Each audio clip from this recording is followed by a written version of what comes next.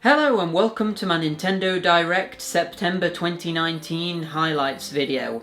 I wasn't really planning on doing one of these, but the Direct actually kinda surprised me with how good it was, considering that we kind of already know everything that Nintendo's working on at the moment, so I wasn't really expecting any major, reveal of any new games or anything. And I kind of knew we weren't going to be seeing anything more about the Breath of the Wild sequel, just because I'm assuming it's way too early to show that off. But having said that, the Nintendo Direct was really good considering that we already know everything that they've announced. So, let's get into some of my personal highlights. Remember that these are only my personal highlights and you'll probably have a different opinion to me and have different games that stood out to you. So let me know in the comments what your personal favourite things were from the Direct too. The first thing for me that really stood out was Super Kirby Clash, which is a kind of remake of a game that was released on the 3DS called Team Kirby Clash Deluxe. I think the name Super Kirby Clash is a little bit better than that, a bit more snappy. So I'm kind of glad that they've changed the name. But yeah, the 3DS version, I've actually played that quite a lot, especially at the time when it came out. I was kind of like a little bit addicted to that at the time. It was like a free-to-play Kirby game that almost felt like a more watered-down version of a Monster Hunter game, where it was like side-scrolling. But basically the way it works is that you are in a team of 4, so either 3 other people or just 3 AI people, and you have to take down boss after boss, and that's pretty much all there is to it. Like I said, the game's free to play, so you can download it right now on the Nintendo Switch for free. And the way they make money is by microtransactions, which I think in this game, in the 3DS version at least, they were implemented in a way where it was really not in your face at all. I actually played through the vast majority of the game and got to like the end game content and never actually spent any money on it at all. The next game featured at the Nintendo Direct was The Legend of Zelda Link's Awakening, which is a remake of the original Link's Awakening that was released I think 26 years ago for the Game Boy. This of course has already been announced and it's been shown off at E3 and a couple of other places too, but it was featured at this Direct a little bit, so I think it's worth mentioning here. The graphics style has been completely changed from the original, with the original being like sprite-based 2D over the top.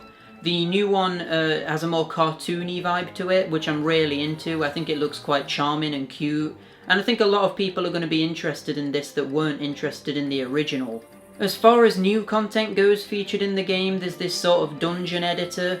I'm not 100% sure about how in-depth you're going to be able to go with this. Like, I don't think it's going to be a sort of Legend of Zelda Maker or anything like that. But it's a step in that direction, and it does make me think, are Nintendo gonna release a Zelda Maker at some point? Another surprise announcement was the fact that Doom 64 is getting its first ever port. Outside of the original N64 release, this game has never been available on any other platform. So it's good that Doom 64 is finally going to be available to more players, and potentially people that have never played the original will be able to get their hands on it too, which I think is always a good thing. Doom 64, for those that don't know, is a kind of different take on the Doom series. It was based on Doom 1 and 2 and features similar graphic styles to that, but it had a more scary atmosphere and scary tone with its music and stuff like that. It marks a bit of a weird period in the Doom timeline where they didn't really know what direction to take it in after Doom 2.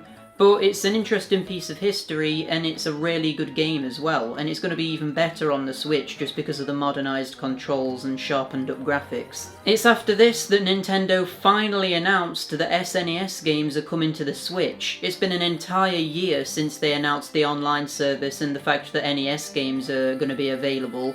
And now finally we're at the point where they're releasing SNES games. As of the time of making this video, the SNES games aren't actually live, but I'm looking forward to seeing what new games they add to the service and how they make it better over time. And I actually think that the game lineup presented initially is really good. There's a solid list of games there that you can properly sink your teeth into. There's a few weird omissions that I'm sure they're going to add down the line. But yeah, they've got to leave a few of the classics out to add later on, I guess. So yeah, I'm looking forward to seeing what this service looks like when there's more games added to it. But even initially, it looks pretty good. They're also releasing an SNES controller to go with the Switch, which was to be expected, to be honest, after they released the NES ones. You can't purchase these controllers yet. I've been checking online to see where you can buy them from, and it's the same situation with the NES controllers. You have to get it from the My Nintendo website. So I'm probably going to do that. The SNES controllers are actually substantially cheaper than the NES ones were, and I think this is possibly due to the fact that with the SNES controllers you only get one, whereas the NES controllers you got two, and possibly also due to the fact that the SNES controllers don't attach to the side of the console like the NES ones did. And I imagine that means they've been able to manufacture the SNES controllers for a lot cheaper than they could with the NES ones. So yeah, that's always good, because the NES ones were slightly, well, not even slightly, they were very overpriced, to be honest. Especially looking at the fact that we're missing some really classic NES games from the Switch library. So it kind of like devalues the NES controllers a bit more because of that. I am also hoping that they don't stop adding NES games to the service as well, because I would like to see stuff like, well, the main one for me is Bionic Commando, should be put onto the NES library. And stuff like Bubble Bobble as well, I feel like they're lacking. They're just missing from the Switch library, and they could be added later down the line. I hope they are anyway. But now with the focus shifting to the SNES games, I'm thinking they could just kind of leave the NES library alone now and not add anything to that. But I don't want that to happen. We got a little bit more information on the upcoming DLC for Tetris 99, and it looks like they're making substantial improvements to the game, with loads of new modes, new stuff to unlock, like little badges and like sort of like achievements, I guess. But yeah, that looks good. It's paid DLC. Which I think is fine, especially considering that the base Tetris 99 experience was completely free so long as you had the Switch Online. The last thing Nintendo showed off that I really like the look of is Animal Crossing New Horizons, which, again, we didn't really get too much new information about this in the Direct, but I really like the look of this game, and I'm definitely going to be getting it on day one when it comes out in March. It looks like it's got more of an emphasis on crafting than the older Animal Crossing games did. But I kind of like that. It gives the game a little bit more content, and it fits well with the Animal Crossing vibe. You've got more customization than you've had in Animal Crossing before, being able to like place furniture where you want, even putting it outside, which I'm pretty sure you couldn't do in the previous Animal Crossing games. So yeah, it looks basically like the most definitive Animal Crossing game to date. I do also want to mention here that Luigi's Mansion 3 had a little bit of a feature in this Direct, and obviously I really like the look of that game, but they just didn't really show anything off about it too much, so that's why I haven't really mentioned it until now. But yeah, it looks good, I'm gonna get it. But yeah, they didn't really show enough to really sink your teeth into in this particular Direct. Probably because it's coming out really soon, so they don't really need to expand on that at all. But yeah. I would imagine that two of the things that most people are excited for was the new reveal of information about the upcoming Pokemon games, Pokemon Sword and Pokemon Shield.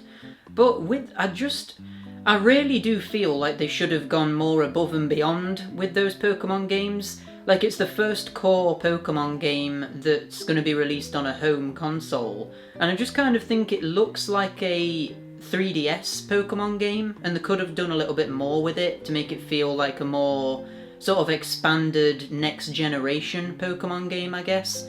But yeah, I'm not really feeling the look of this Pokemon game. The new Pokemon designs are a little bit, I don't know, just a little bit clumsy looking to me. There's a teapot Pokemon now, which I'm sure a lot of people are going to be making fun of online. But I don't know, at this point, does it even matter that there's a teapot Pokemon? I mean, there's like a chandelier Pokemon, a Pokemon that's literally just a sword, and stuff like that.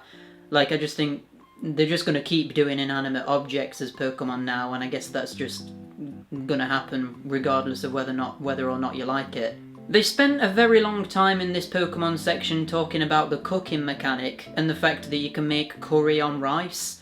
Curry on rice? I don't know why they spent so long on that, because at the end of the day it's kind of pointless information and it doesn't really seem to do anything in the game anyway. Maybe I'm wrong about that, maybe it will be like a core mechanic of the games, like the cooking ability, I don't know. They mentioned stuff about customization, which is kind of just to be expected from an RPG like Pokemon now. But yeah, I don't know. This Pokemon game, they needed to do something big to freshen up the series for me, and I just feel like this next game isn't going to hit that spot. So I'm probably not going to bother with it.